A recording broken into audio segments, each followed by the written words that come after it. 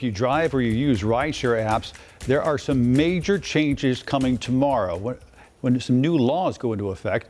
One could raise how much you spend on a ride, and the other is going to make it a lot easier to carry your ID. WCNC Charlotte's Destiny Richards now live this morning to explain what is changing and what it means for your wallet. Destiny? Yeah, these changes could definitely impact a lot of people starting tomorrow. Whether you book a ride to work or maybe you're traveling this holiday week, heads up that a new state tax is going into effect for services like Uber and Lyft. And then also North Carolina is starting to implement digital IDs. So that's another big thing. We'll start with the new transportation commerce tax. It will be added to rideshare and taxi fares in North Carolina.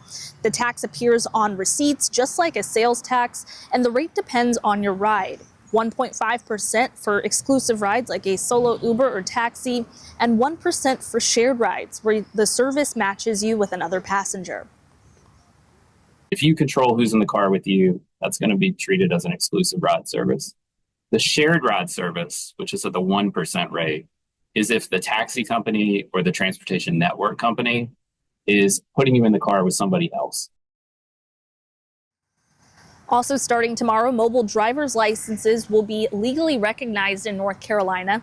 These digital IDs will eventually let you carry proof of ID right on your phone, just like a physical one. But according to legislation, implementation details are still to come. It's also up to the DMV to work on developing this system and making sure it meets national standards. So if you happen to take a ride share this upcoming week, don't be surprised if you see that extra line on your bill. Again, just like a sales tax. And then also those mobile IDs are on the way, but still a couple of details still to come as for how to sign up for one. Ben, Lisa. And Destiny, do we have any idea what is that rideshare tax? What is that money going to actually be used for?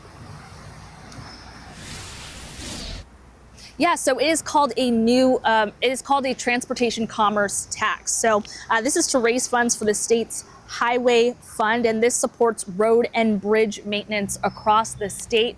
Also important to note that this is going to have a minimal impact for folks that actually drive Lyft or Uber or rideshare services. All of the collection of the taxes and the remitting is in the hands of those companies. So unless you actually own a rideshare service or own a taxi company, it will not affect you. But definitely something that will impact basically anyone who uses rideshare, which is a lot of people.